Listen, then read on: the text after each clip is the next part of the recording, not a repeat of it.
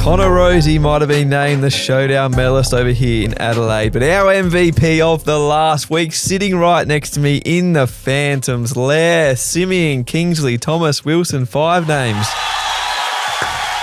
What a week, everybody. Welcome back to the Phantoms Lair podcast. This is the Phantoms Lair, but it might as well be called the 5 names Lair this week because you dominated on the ground last week. Willie Rioli, showdown, everything in between. Capped it off with a huge SuperCoach performance, top of the pod. Yep, and I called it on Thursday. During the game, I was watching Jordan Clark absolutely kill it. I went, 5 names, top of the pod. Yep. Never in doubt. Yep, you called it early. And now people in the Lair haven't had that much success calling it early, top of the pod in the group chat. As the Chief is back, Hayden Kenny well and truly knows. The listeners will be glad to hear that. Sunday morning started out top of the pod. Sunday night finished bottom of the pod. HK Bop. Welcome back. Yeah, thanks for having me.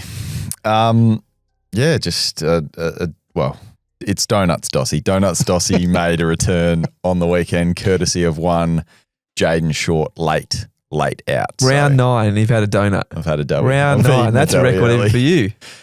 Yeah, look, I was hungry. I was hungry for a bit of shug. You want to go to Europe? Why don't you go to Europe with Sim? You might need a month off. I just decided to do it because I am the king of bop. You are. Where's the punishment? You need a big punishment, and just for that as well.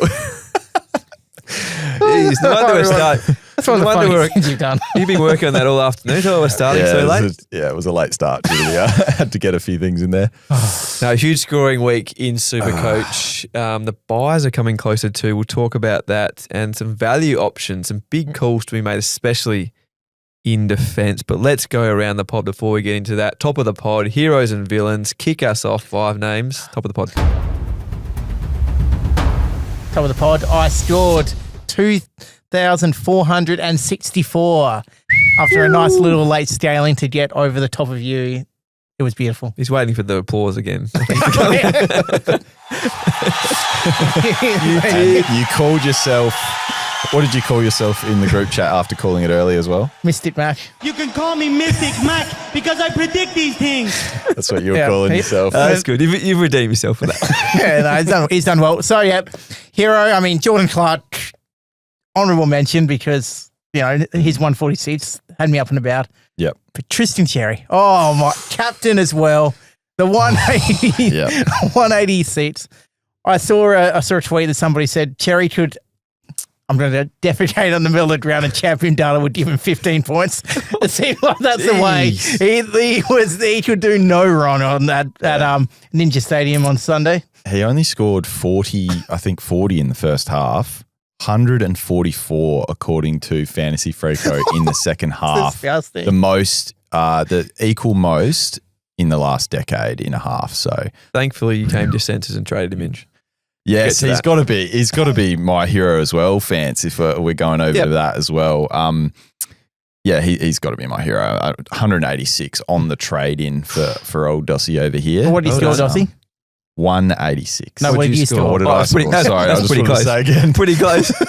2,419. As I said before, 8 the doughy from Jaden Short because of the trade-in of Xerri. So if I was to reverse that trade, I was going to have to bring in, it was probably going to be a Lockie Whitfield. So wouldn't have got 186, would have had to have, changed that back to Matt Flynn.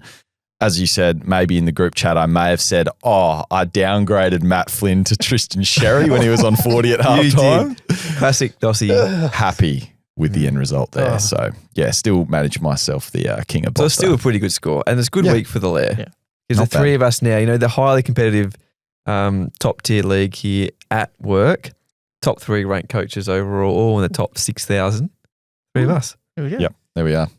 For me, actually quite incredible the closeness we've had for top of the pod in the Lair. 2, 4, 6, so 4 points. Yeah, because you had me. Behind you. You had me at the start, and then I was like, I need a late scaling here.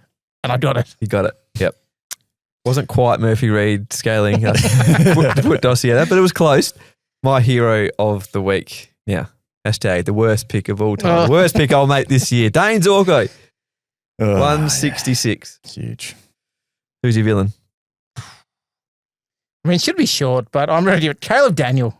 He's getting close to getting dropped. I said it last week. He's getting closer and closer. That was bad. Like, some of his kicks are just terrible. I don't know. Yeah.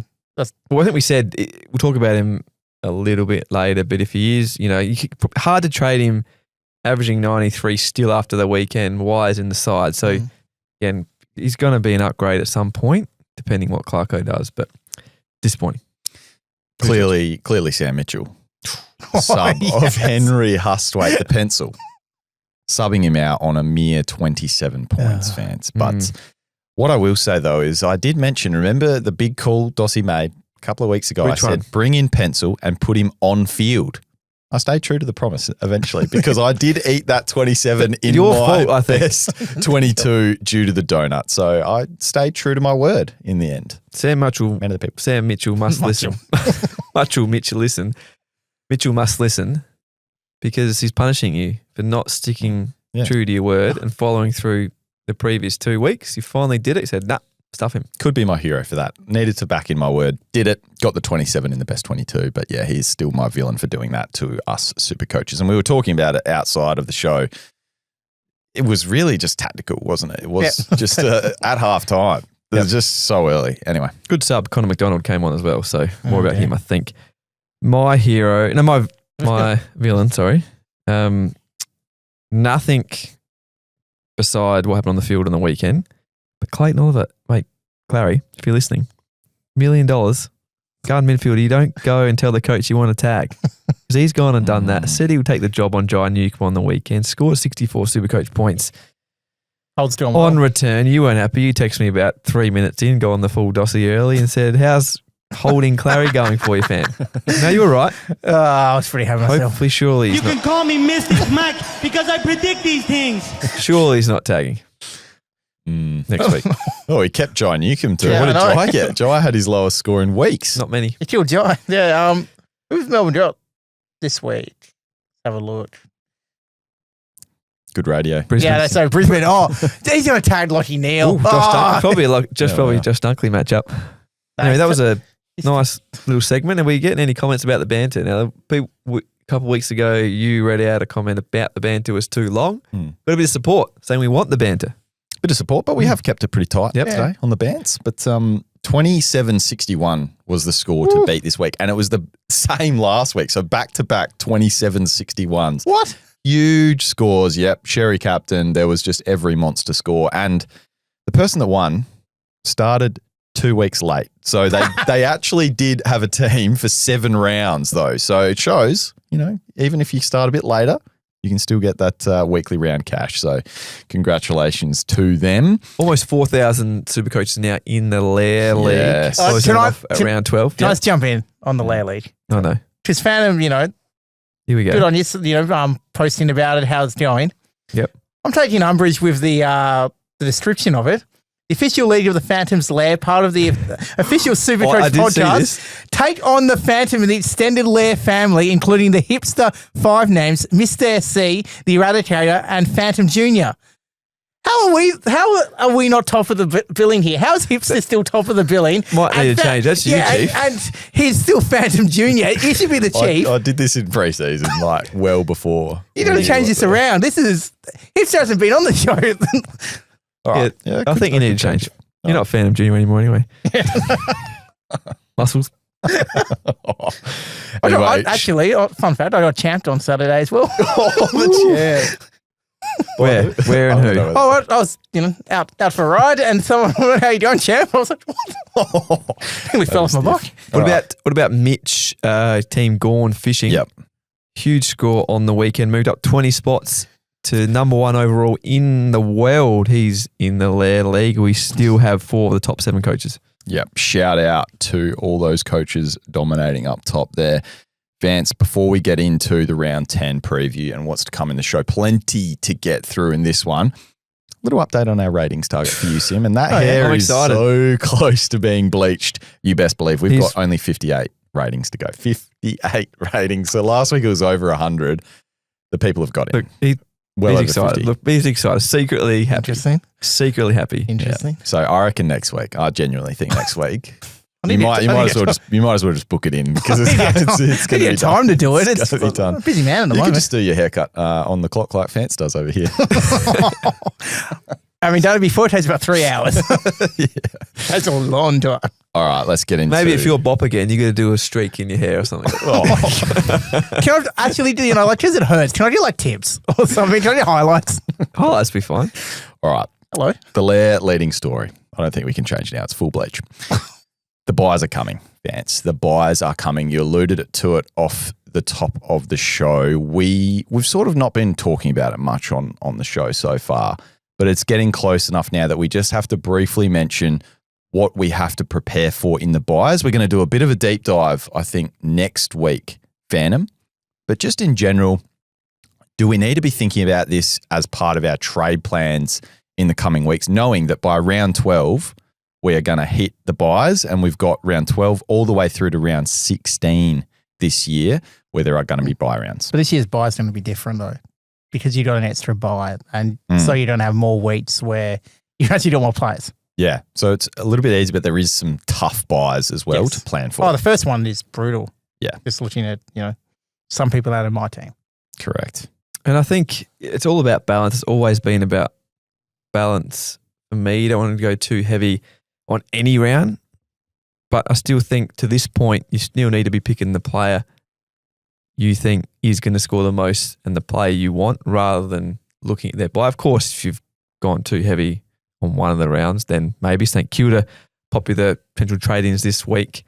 You can't load up too many, but we like to upgrade through the buy. So as long as you're not, if you're going to be top heavy, you want to be sort of top heavy at the back end of the buy rounds at the moment, because then in the first 2-3 weeks of the buy rounds, you're upgrading to those players coming off the buys.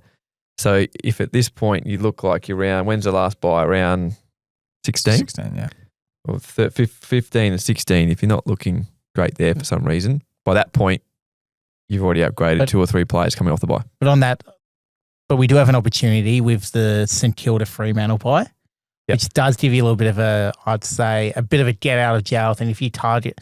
I think those players should especially be high in considerations over the next couple of weeks, because it's still best 18 that week. Mm-hmm. So you're not going to miss out. Even just say if you have 4 players from the 2 sides, that's, you're going to be able to cover them that week. And round 13. Yeah, the round 13. And then after, you've got to head like an advantage on everyone else, because outside of that week, because those guys have already played, and it's 1 week.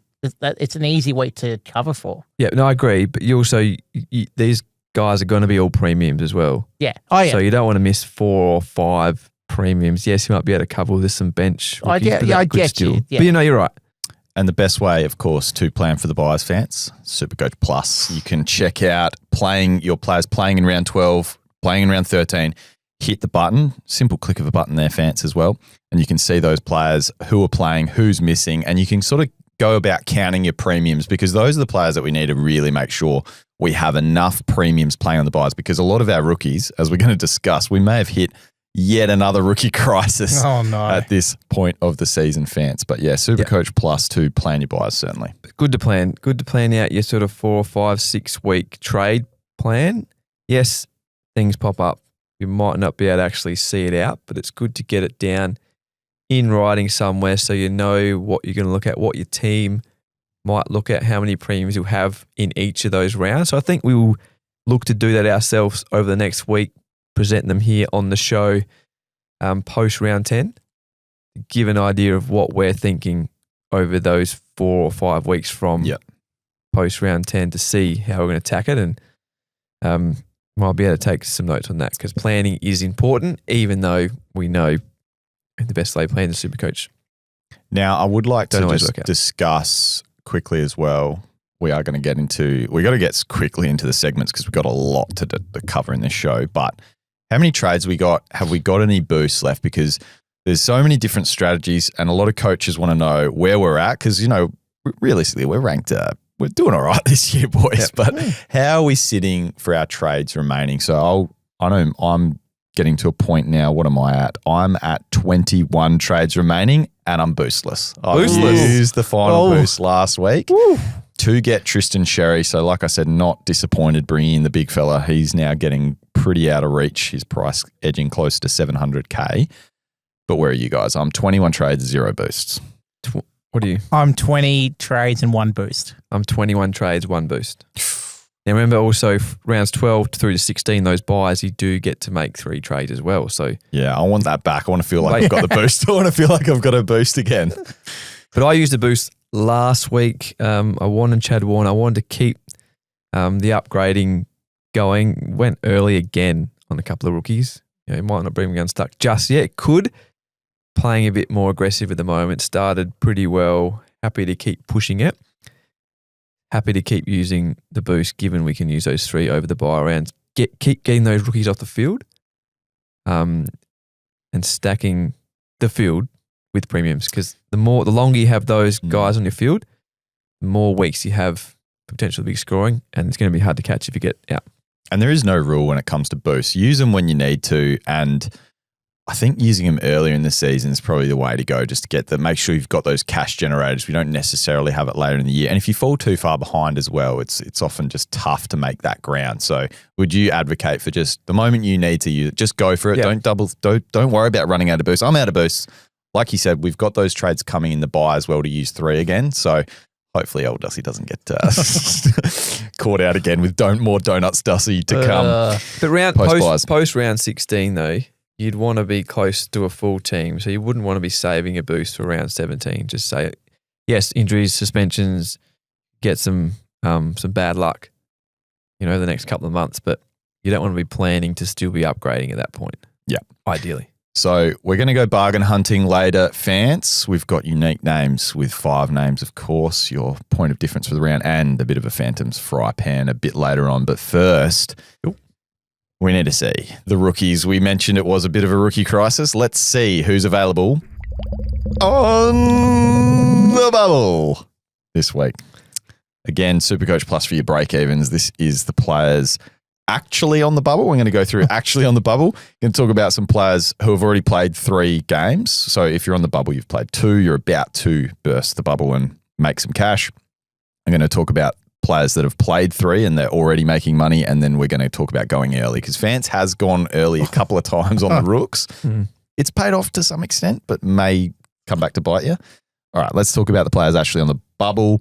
Hugh Boxall, if you haven't got him yet, presuming he's named, 113K mid. He only played 49% time on ground. Yeah, there's a little bit of worry there. Just played big game time in his first week either. Bull at the gate. Absolutely goes a million miles an hour at the ball, at the body. Obviously, that's hard to sustain, even if you are in the league for a while. This is still a kid. So I think definitely Ross uses him as that burst impact player. So I don't necessarily think that automatically means he's going to be the first one out of the side. Not saying he definitely stays in, but I think that's what we're going to see with him. At least he can have an impact in a short period of time, unlike Elijah Sardis, who we know spends a lot of time on the bench.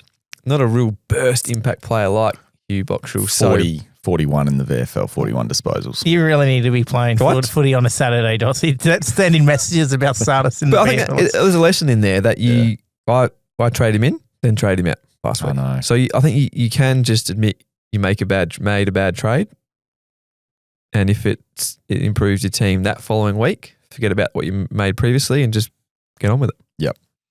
There's a couple of other players. So are we advocating is he the number one? Well, I guess we'll find out. I think if he's in the team. Yeah, if he's in the team, he's the guy. I think Phillipou having a bit more midfield time soon could be an issue for him. We'll talk about the poo in a bit. Joe Fonte, the Fontempelli. That's what you called him. Well, that's Sench. That's Sench's thing. I'm not going to claim that. But the Fontempelli, the font, that's what his teammates call him too, I think. Negative 11 break even. Couldn't carry the Bont's bags to the game. 77 in his first game this year, but then a 29 against Geelong. Tougher matchup, but does he survive selection? And the bigger question, if he's selected, is he worth paying up? He's 160K, negative 11 break even. No. It's probably a bit expensive. If he kept a nice score last round. The other player, Oscar McDonald, 119k defender. Didn't play last round. The thing I just want to say, Sean Darcy, I don't know if we've got an update on him yet, but negative 64 break even. He obviously came in when Luke Jackson and DeVos were out. He played a little bit of backup ruck for Sean Darcy while Jackson was out. So I just looked back at the ruck contest. He had the second most ruck contests in the side when he was playing in the team. Does he come in and chop out, or do they just go on without him? Longmeal called it a jarred knee post game. Okay. Don't worry about him then. We'll just wait and see. Yeah, but just on Fontempelli too, though, I think we said no here. We only can judge what's happened and what we're being presented with. But as we've seen with rookies, it does turn quickly as well. Scores 29 on the weekend. Doesn't mean he can't come out if he stays in the team and replicate that 77 in his third match. It's going to be up and down. You know, even examples, Levi Ashcroft, who was traded out, obviously different level, was traded out after one bad score. Went bang 2 weeks ago, was on 64 at half time, down in Simeon Thomas Wilson country on Sunday before fading out. Again, it can be up and down with these guys. Again, it comes back to the money making, and a low score brings about a higher break even, so we're not going to get that money. So no on that, but also just, not a warning, but just to know that, it can turn. Now, just quickly, unfortunately, the Moose, Finbar Bailey, got subbed out on an 18. Is he still working out whether to kick? Is he still lining up? From a couple of weeks ago. Break even of 7. You can't go there. He got subbed out. I think just to talk to the people who have Archer Reed, who also got subbed out, and his cash gen is completely dead now. And if you didn't jump off last week. Oh, here we go. You did, didn't you? The Chief. Would you? Got to slip I did this. I jumped off. Would you? Did you throw the position? That's I threw the position. Okay, so is that what we'd say? Go to a Hugh Boyd. Hugh Boyd. Need a look, Harry. Need a look. Harry Boyd, sorry. Yeah. Hugh. That's fine. That's fine. You'd throw it? Yeah. If you can then use the money to upgrade like you did. I need to go to that 99k. All right, these guys already played 3 and making money now. Now, I think Fancy brought in this guy last week as well. Yep, Sard El Hawley. Sard El Hawley. Apologies if that's not how we pronounce his name correctly, like you called me out in the pre-season. But finally wasn't the sub on the weekend. Neil Erasmus, when he was named sub on Thursday night. Yeah, you made the pivot. But hadn't decided, wanted to push through with Warner, waited till the teams were announced on Saturday afternoon and went with sub. We saw how well he scored when he came on early a few weeks ago before he was sent back to the VFL. Came on, looked good again, passed the eye test, scored well, 16 touches, I think, 6 marks, did enough, find space, kicked a goal, 155k defender midfielder. Break even is high because of that score, but it will drop suddenly over the next couple of weeks. Yeah, the good news, he's only gone up 28k, still achievable. And I guess the hope just now is that he avoids the vest. He's shown enough in the game earlier in the year where he didn't, he started as the sub but came on early. He scored in the 60s as well and shows flashes, doesn't he? He shows flashes of brilliance when he's out there. So hopefully he can. So even if he scored 40 on the weekend, his break-even would drop to -10. Yeah.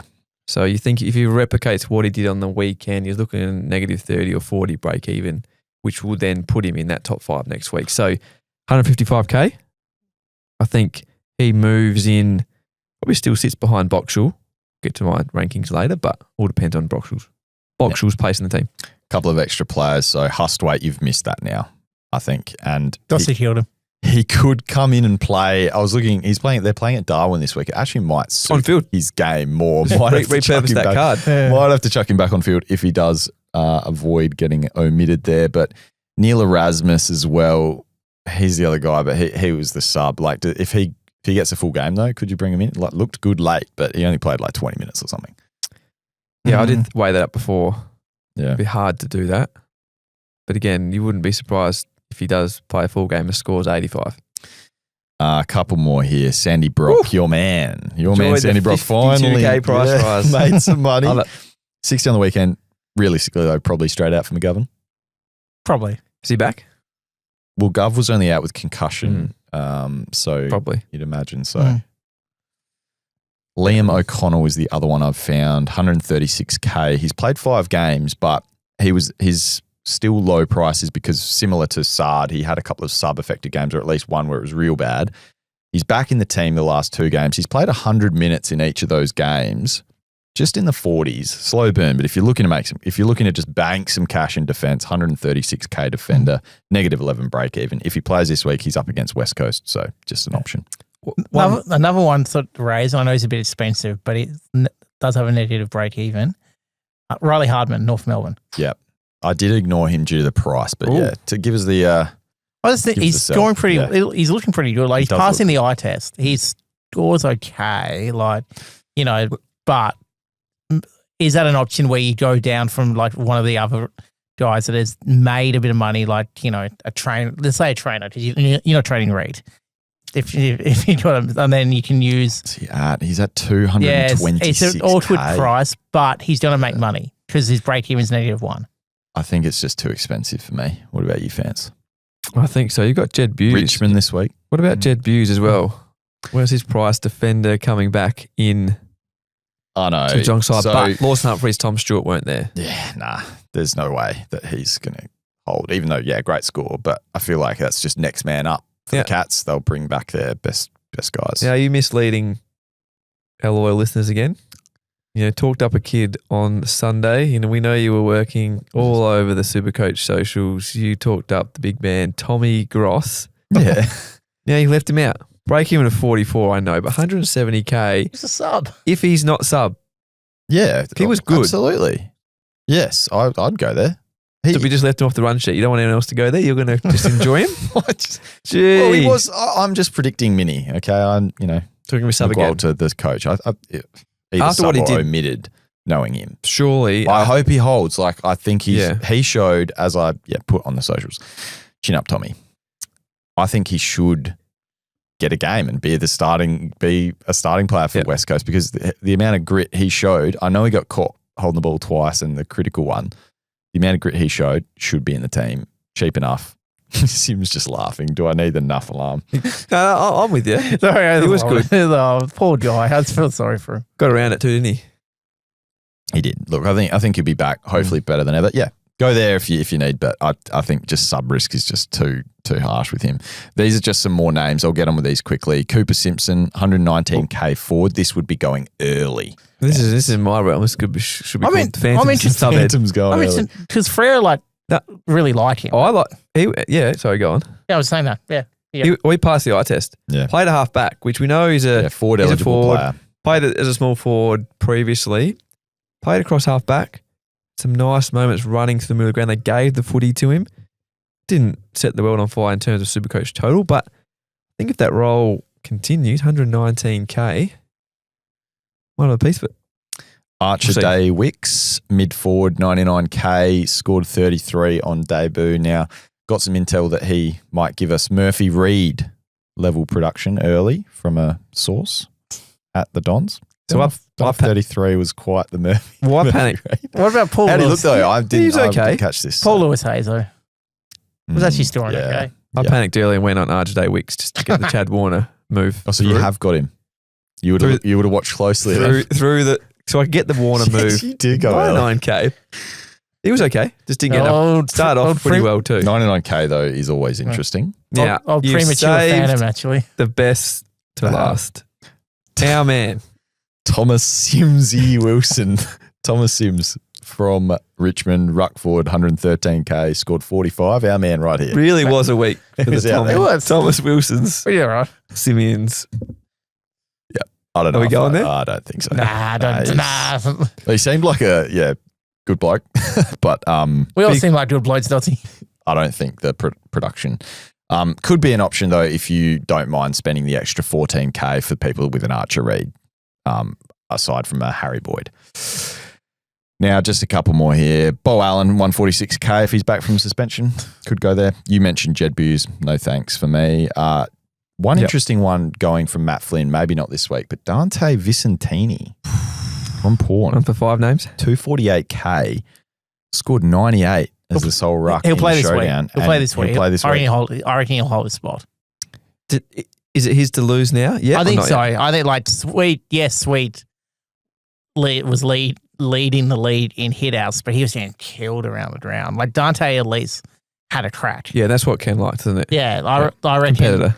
Yeah, I reckon he'll keep a spot this week, and then I think it is his spot to lose at the moment. Well, Phantom was mentioning last week that no ruck had scored 100 against Rob. Vicentini nearly got there. Yeah. 98 against Rob. So if that's a tough matchup, he has we a crack. could see some bigger scores. He has a crack. And Sweet 48K. And Sweet also apparently actually wasn't doing the same. I've got the numbers. 12 disposals, 21 hit-outs for Sweet, and an 81 Supercoach in the sample. But obviously they've got Soldo in there as well. But so where would you play Dante? Soldo probably was forward. No, Soldo was playing a lot forward. Yeah. Where would you play Dante? So I think it's only, obviously I don't think we can, none of us can with the 3 rucks, aside from if you're a Flynn owner, you wait till that cash goes, like it might be a perfect swap over in 2 weeks. Like you've got, because he's obviously not going to change cash this week, but the week after, if he holds his spot, performs well again, people that hold Flynn for one more week, maybe that changeover of cash works really well. You might bank 200K and then you get your next cash rise and you sort of just, go like that. Especially if some of these rookies that we just spoke about, they've only played 1 or 2 games, don't kick on. It's actually a bit of consideration for me at the moment. Like maybe getting some of the rookies that are making money. Like I've got Nevitt and Sada still on my bench, and get them and actually get somebody like a live body in my fleets. I think the other thing is, like, we're only talking obviously of the higher owned players. If you've got basically any ruck outside of those top dogs that you want to keep for the season, it's just a way out. If you do think he's going to hold that job security, but I think we have to wait till he's on the bubble to make sure that Sweet doesn't come back into the side. No, definitely.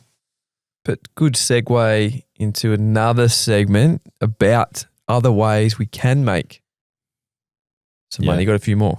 I got some creative cash gen opportunities. These are players that aren't rookie priced, a bit elevated, but their break-evens suggest that they could be options to make us 100K maybe, to get us scores on field as well. He's going into unique names. He's not happy just with the Timo hipster. He's going Timo unique names. Chankuth Jath, CJ. Interesting. Back-to-back 130s. Massive. Yep. Back-to-back 130s, negative 38 break even, getting some big numbers, and he's under 400K, high 300s. I actually didn't write his price down here, but any interest in going there? Did you go short down to him? I mean, that's the potential option there. He's a mid-forward, 387K, Gold Coast this week in Darwin. I thought he was a defender for some reason. Mid-defender, sorry. Mid-defender. Okay, yeah. Negative 38 break even, though his projected price change is 57K just this week alone. I don't necessarily love the Darwin factor with slippery, I'm a little bit concerned on that one. But gee, 12 intercepts, 9 score involvements. Averaging 100 in his last 3. He's averaging 88 now for the season, and he's got a sub-affected game in there if I'm not mistaken as well. So he's got a sub-affected game against round 6 against Geelong. He only played 34 minutes and was going at 1 point per minute. So every game he's played a decent amount of time. He's had a couple of down ones against GWS. He scored 58 and a 75 against Port. The rest of the games, 96, 135, 132. So this is a type of pick that, when we jumped on, Supercoaches did Bailey Humphrey or Ryan Marrick. It's in that exact same mold, probably a bit more expensive. Shout out to Ryan Marrick, though. Oh, man. How many points? 60 plus in the last 67 quarter. points in the last quarter, according to Fantasy Freako. Yeah. But is it too late to pick CJ as a stepping stone? I think at this point, do you want him to be able to sustain it? Whereas with Humphrey and Marrick at the time, we were thinking, okay, worst case, make 120, 30K, trade him up to a premium. Marrick obviously looks like a keeper himself. But if CJ doesn't become a keeper, is it too late for a stepping stone? Or would you just trade him out at his buy, if that's the case? Or you trade him out at his buy. Could do that. I reckon, when's their buy? Hawthorn's buy is the 4th one, round 15, with the Crows, D's and Eagles. To get you through to the buy. Get you through to the buy. First 3 weeks. Try and make just make a lot of money. It's a risk, but it could be. Who would you trade him for? You're thinking, and I know you're thinking about it. I can see it in your eyes. I would try and upgrade those rookies. You'd upgrade. You'd spend money to do it? Yeah, like Yeah, those dead rookies on my bench. Okay. Okay, so it's more of a Like here, Sardis and Nevitt Stone kind of got, Pretty much a straight swap from Riley Bice. Cost you $12K. Could you do it? Nah, I think it is too sideways, and I think it's too risky to use the cash, to be honest. But unless you've been watching the Hawks closely, you think this role is there to stay. I just know that they had a few out, like Tommy Barris or Josh Battle, one of those guys. Tommy. Yeah, they had some of the defenders were out. I personally can't trust going there. But I know he's averaged in the mid-80s in the past, so it's just those ceiling scores are monstrous. It's tempting. He went on a heater. It's tempting. Especially it's like pretty much what you've got. 2022. Yeah. Ryan Marrick's been doing those big numbers too, and cheaper than him. Are you guys genuinely tempted? I'm genuinely. Probably not, but I don't. I'll investigate. Yep. I'll investigate. Look into Still a it. week. Another player though that's not going to be changing price like CJ is just yet. The Poo. Phillipou. Matthias Phillipou made his return on the weekend. $313K he is as a mid forward. Yeah, I know it's the Poo. Now, just for our Victorian friends out there as well. Okay, we know, it just sounds good though. 78 Supercoach points on return. That's a couple of goals. And the most emphatic celebrations following the goals as well. He was happy being back, the chest pump. Especially because I was going to message the group saying, geez, Phillipou looks like he needs the run. Because for a while, he wouldn't have scored in the first 15 minutes, I don't reckon, or touch the ball. Yeah. Then he got up to speed quickly. He did. So 86 minutes he played for that 78 points. So that's 0.9 points per minute with 0 centre bounce attendances, no midfield time whatsoever, playing purely forward. That's 70% game time. He will play more midfield as he gets that game fitness back. It might take a little time though, to your point. Could you go there? West Coast this week. Oh, geez. West Coast this week, $313K. You want a way out of a Caleb Daniels, say you're sick of those scores on field? That banks you. This week, you reckon? I reckon you could go early on Phillipou. He's going to play. His job security is through the roof. He didn't even play a game of VFL. They put him straight back into the AFL team. Jeez, he's a guy you could go early on. West Coast this week, Optus Stadium. Yeah, I don't think I'll go this week, but Supercoach Plus projects him to get 90. Daniel to Matthias makes you, 127K. And Daniel's break even's 121. He has his last 4 scores, 88, 89, 89, 51. He hasn't gone, hasn't gone. Daniel to Phillipou, you reckon? I think it's an option. I think it's an option. I think going even like Elijah Hewitt or Cleary up to Phillipou is going to cost you like 20K for one, 20K for Elijah Hewitt or 30K. Like, because I think I'd prefer to go down and make that cash to spend elsewhere. But I think he's going to make you cash, and I think he's going to be fieldable, and especially when he starts playing midfield, which I think he will eventually. Although he did sort of start when he came back into the side late last year for, I think it was only one game to finish the season after the injuries. He did just play more as a forward. Yep. I just think his scoring is going to be good enough. So I can do Daniel to Phillipou, Riley Bice to Jordan Clark, 2 trades. Yeah, done. Lock it away. Easy done. Don't mind it there, Chief. Next player, though, that hasn't played yet, Kitty Coleman. We mentioned him last week. Had a bit of a quieter game in his second game back in the VFL. So maybe not straight back into the team again. So he had 136 Supercoach points on return. Not as amazing in his second game back from that injury. So hopefully he does get a game soon, but with Dane Zorko going 166 back there, maybe they don't necessarily need him as quickly back in the team as we thought. Vance. I'm just getting a bit sidetracked here thinking about Daniel to Phillipou. Well, instead of figuring out who we're going to cull and stuff this week. Yep. Sorry, go on. If he's dropped, Caleb Daniel. Yeah. Could be the move. Could be. We've decided to go bargain hunting this week. King of Bop. Yeah. Going a bit of bargain hunting. There's plenty of options out there, Vance, and you've done a little bit of research, put together some options for us to consider, because whether we're getting creative with our cash gen, whether we're bringing in the rookies, the whole idea is to bring in those underpriced premiums, bring them in when they're ripe for the picking. And hopefully from now, we want to be keeping them, hopefully, for the rest of the season, right?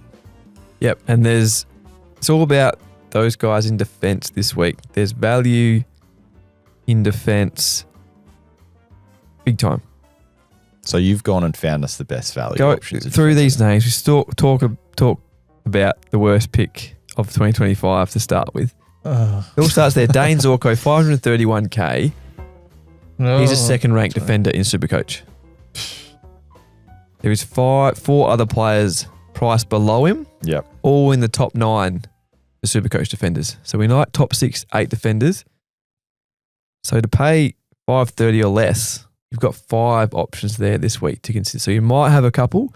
There's some other ones to consider as well. We'll go in price order. Dane Zorko, 29 kicks down at Ninja Stadium, Simeon Kingsley Thomas Wilson Country, 166 Ds this week. Hawks are the G, then the Bombers at the Gabba. So I will look at I'm going to get you two to pick your favourites or get your top 3 in a second out of these names. And I'm going to look at my rankings. We're going to look at my top 5 overall trade targets for the week. The targets. Jack Sinclair, next 529k. He's the 4th ranked defender for Supercoach points.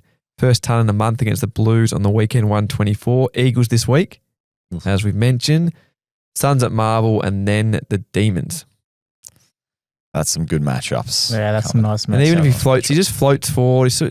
We know why Ross wants to get him forward of the ball. We saw him almost kick that goal from stoppage in the last quarter against the Blues. Almost was going to win them the game. Then he floats back and takes a kick in as well. Does it all.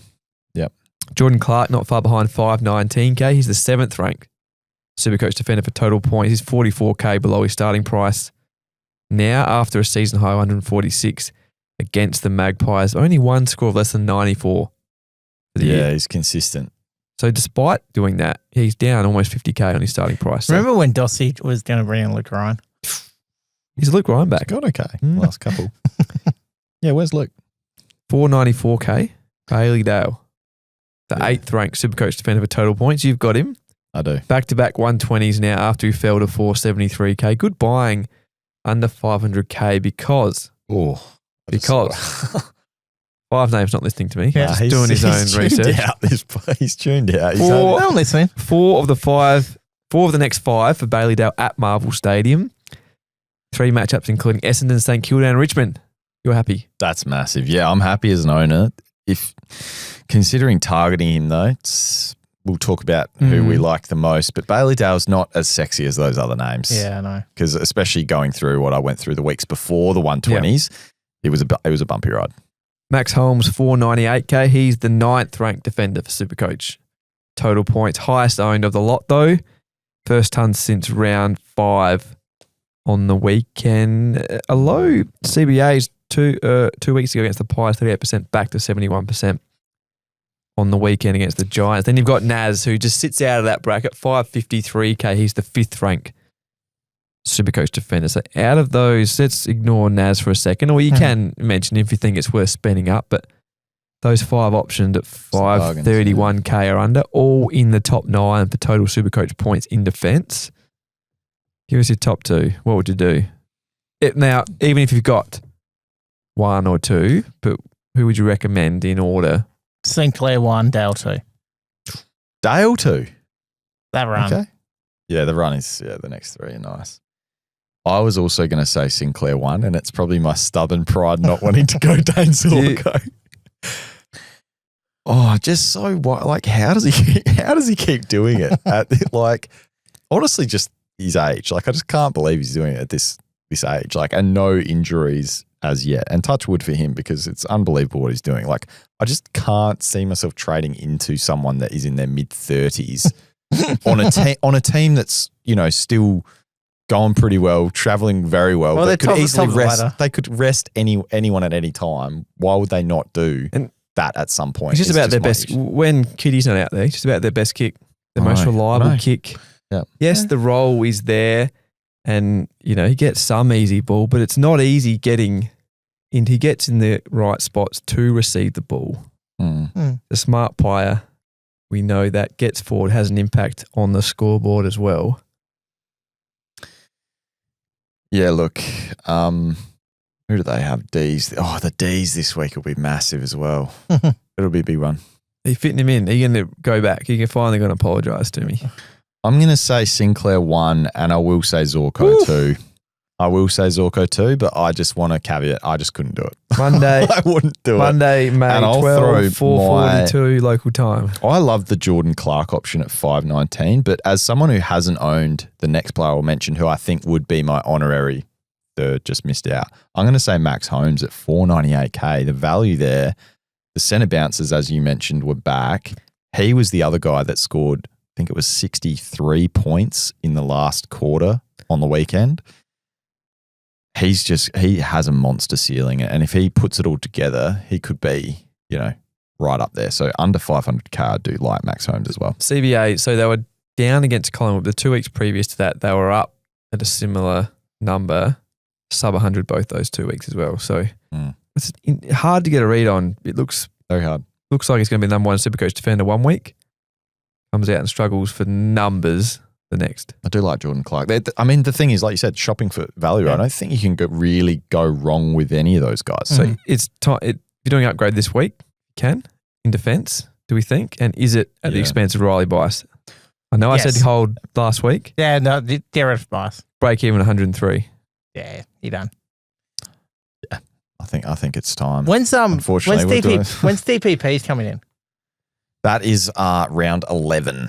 All right. The new batch comes through, so it's around early. Yeah, when Connor Rosie gets that defensive status, oh boy.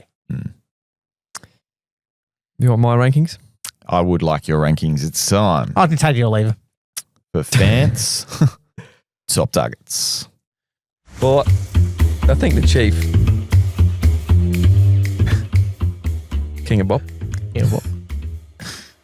I think you scrolled down the run sheet and looked at my targets.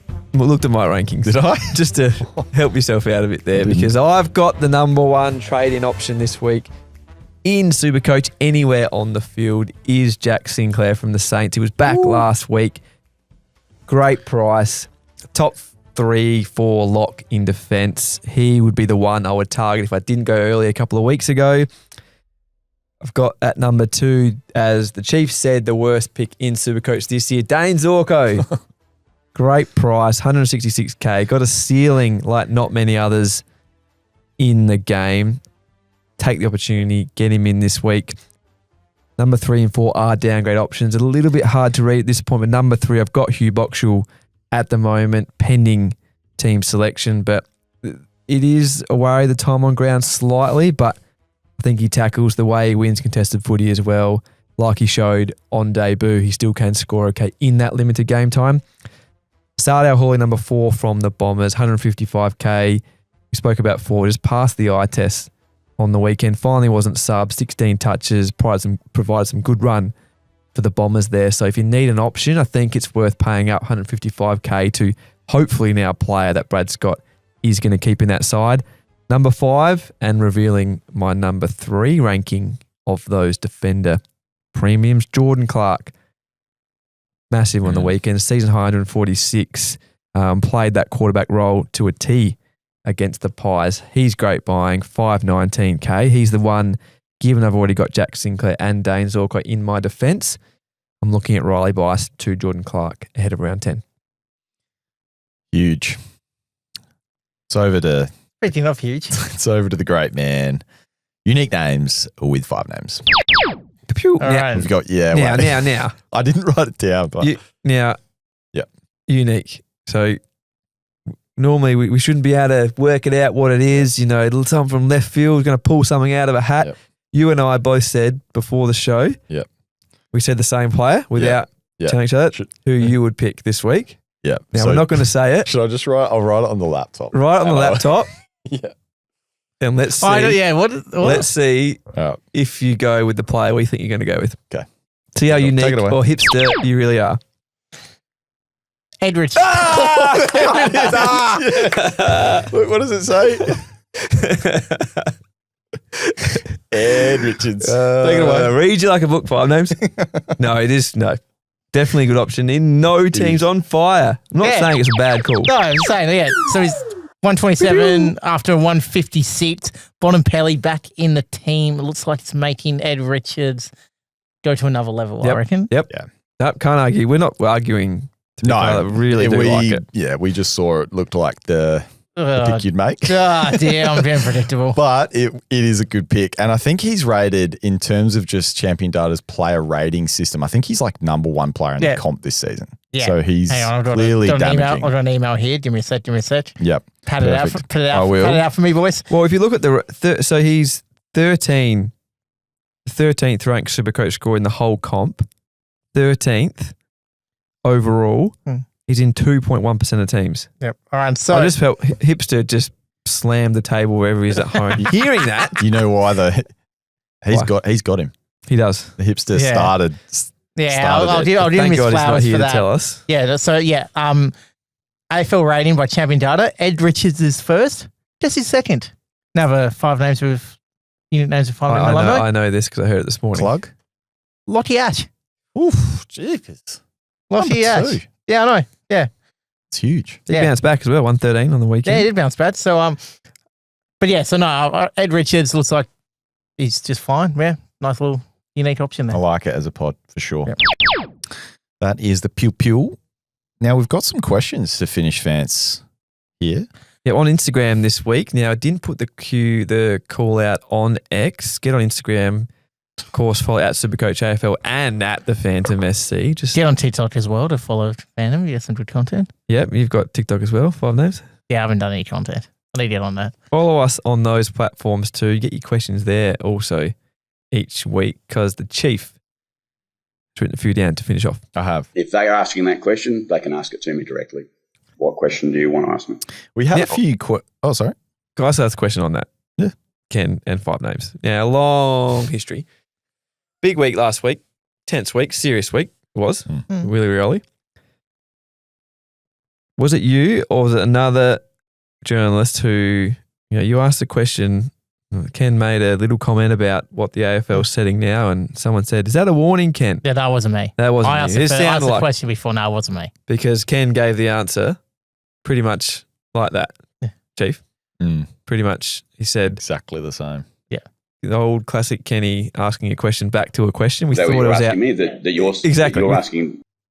That's what he did. I thought it was all 5 names. Thought it would be another thing for you to clip up, but just to clear that up. Good. Nah, not me. All right.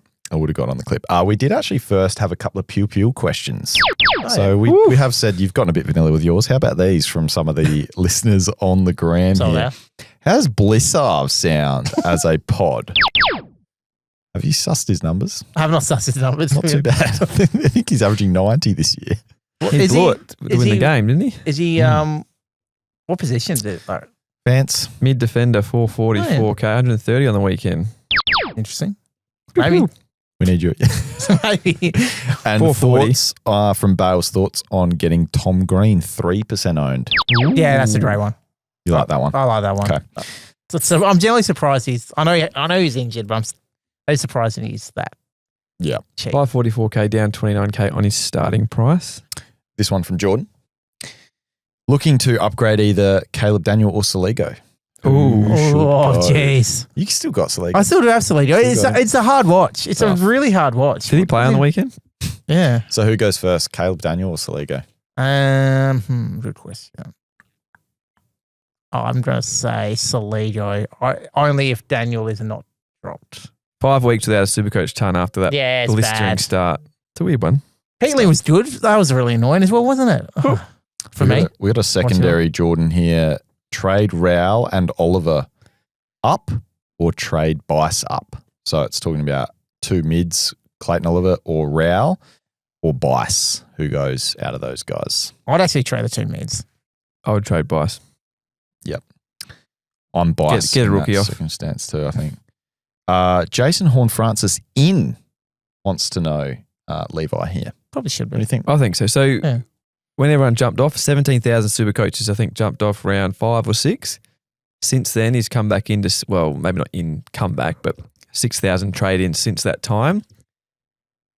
And we said on before, we've said it, by average, he's the 5th ranked Supercoach 4. I don't think that's going to change. I don't think he's going to fall out And the top six. Anything's going to get better. Yeah, and Port even put Bergman in the middle in the showdown, and Horn-Francis was still able to get 118. So If you've got everyone else, if you've got, Chad Warner he's at the 517K, only scored 93, had a horrible turnover in the first quarter, went back big time, was playing catch up, had 17 contested possessions. Looked like he was going to pinch the game. Yeah. That looked like a 100-point performance, but just a couple of things at the end, just missed it, plus that early negative. So I liked what I saw. I spent a lot of time forward just because they needed to win the game, but there was enough centre bounces and stoppage work from Chad Warner to say he is in that top 6 mix now from this point. Now we agree with this comment. Caleb Daniels not a keeper. Nah, not a keeper. But this is the question: is Marek? Marek's more of a keeper than Caleb Daniel. Yep.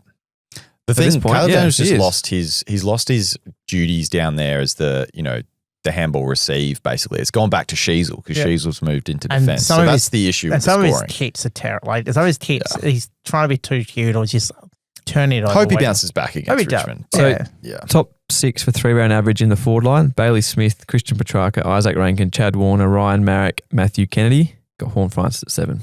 I think Marek just keep this going. He just loves going there, taking the kick-ins. He loves it. Good in general play as well. Yeah. He was. This one from Fraser: take the P155 out of 5 names. Well, we already did that, I think. But he's had a big week. Just a question. I mean, they can. There's a lot of ammunition for them.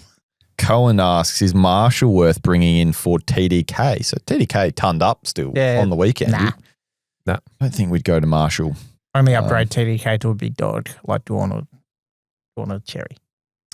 Damo, is McCluggage a pod pick or target? So another Yes, he was early this year. No. he's averaging 120. He hasn't really had a blemish. No. He's averaging 120. Well, his centre bounces are just up the highest they've ever been in his career. Like I've been a massive Clug fan. People, he might have overtaken. He might be why Lachie Neal's playing so bad. Well, it's not scoring so bad. he actually had one of his lower attendances for the year, but he is third in line for centre bounces behind Neal and Dunkley. And previously, he just hasn't had this sort of centre bounce exposure. He's played wing, he's played a bit of half forward.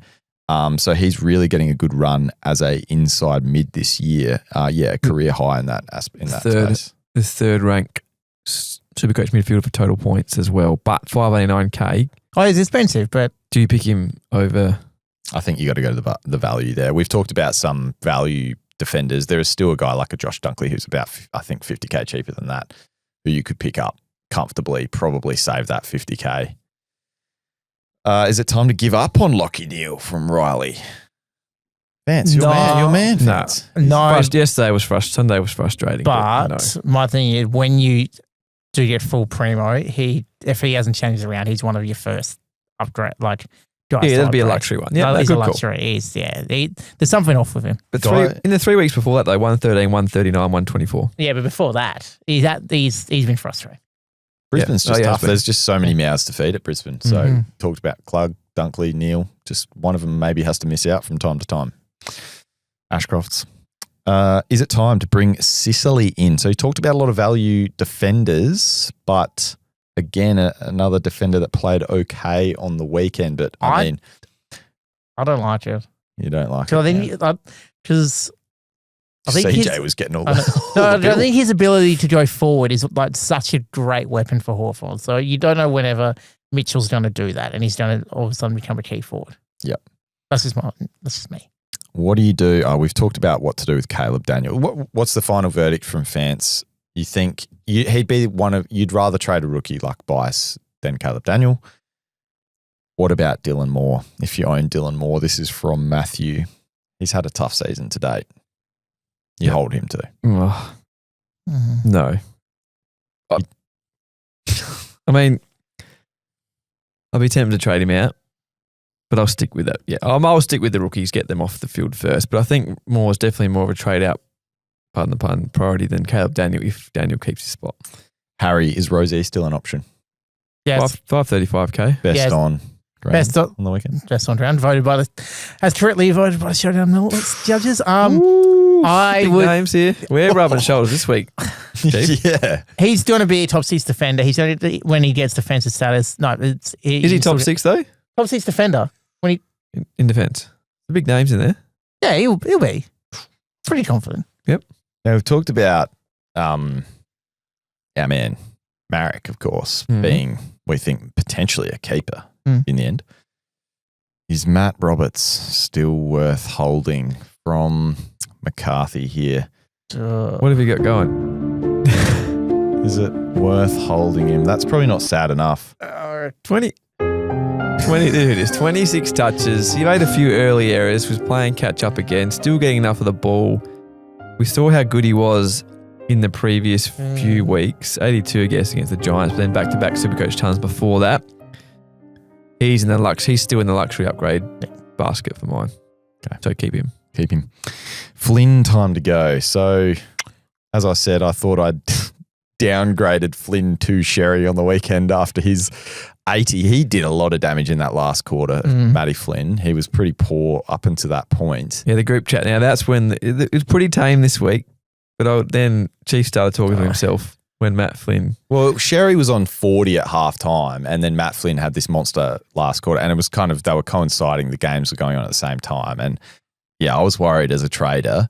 I don't think it's, to the question though that Daniels asks, it's not time for Flynn to go yet after he scored an 80. Yeah. He played in the same team as Bailey Williams, was still the preferred ruck in the side and managed to score an 80. I think you can persist. keep it going. You can persist. I reckon my favourite option, if you've got him still, is to see if this Dante situation plays out, because that is the perfect escape I plan. agree with you, Dossie.